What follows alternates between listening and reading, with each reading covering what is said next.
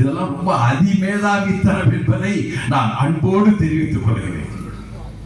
Sir, தமிழ்நாட்டில் எல்லா கட்சியும் இருக்குது, பிஜேபியை தவிர. அது ஒண்ணு புரிஞ்சுக்க வேண்டாமா?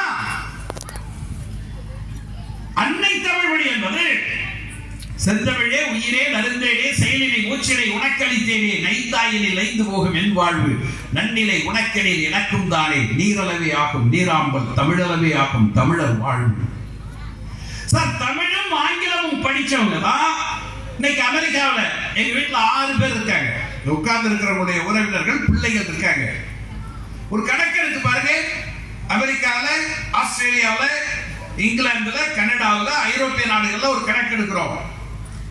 ஒரு மாசத்துக்கு 5 லட்சத்திலிருந்து 10 லட்சம் ரூபாய் வரைக்கும் சம்பாதிக்கிற பிள்ளைகள் இந்தியாவிலிருந்து போயிருக்கிற பிள்ளைகள் இருக்காங்கல்ல, அந்த பிள்ளைகளுடைய கணக்கு எடுக்கிறோம். அப்படி கணக்கெடுத்து பார்த்தா 100க்கு 60 விழுக்காடு தமிழும் ஆங்கிலமும் படித்த தமிழ்நாட்டு பிள்ளைகள் தான் இன்றைக்கு அறிவு சக்தியாக விளங்கிக் கொண்டிருக்கிறார்கள். மட்டும் பிள்ளைங்க தான் கோக்னிசன்ட்ல இருக்க பெரியப்பா அதுல இருந்து மாறிட்டு ஃபெடரல் பேங்க்கு வந்துட்ட பெரியப்பா.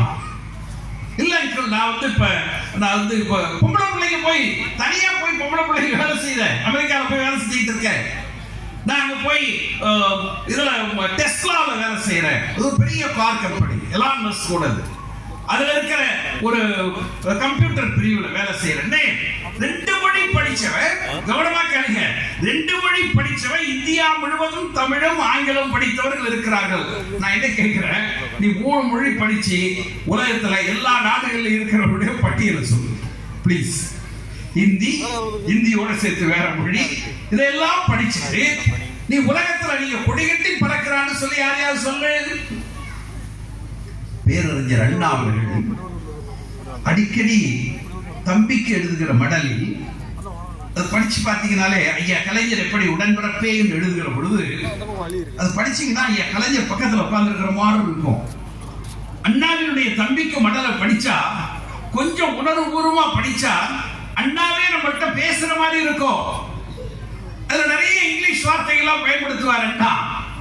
அப்படி பயன்படுத்துகிற அண்ணா ஒரு நாள் சொல்றாரு, என்ன கோபமா நிறைய இங்கிலீஷ் வார்த்தையை சொல்றேன்னு அப்படின்னுட்டு அண்ணா சொல்லுகிறார், தமிழ் என்பது வெண்பொங்கல், தமிழ் என்பது வெண்பொங்கல், ஆங்கிலம் என்பது முந்திரி பருப்பு, தமிழ் என்பது என் உள்ளம், ஆங்கிலம் என்பது கருவி, தமிழ் என்பது உன்னோடு உறவாட, ஆங்கிலம் என்பது உன்னை பற்றி ஊருக்கு சொல்ல. எவ்வளவு அழகா சொல்லியிருக்காரு பாருங்க அண்ணா.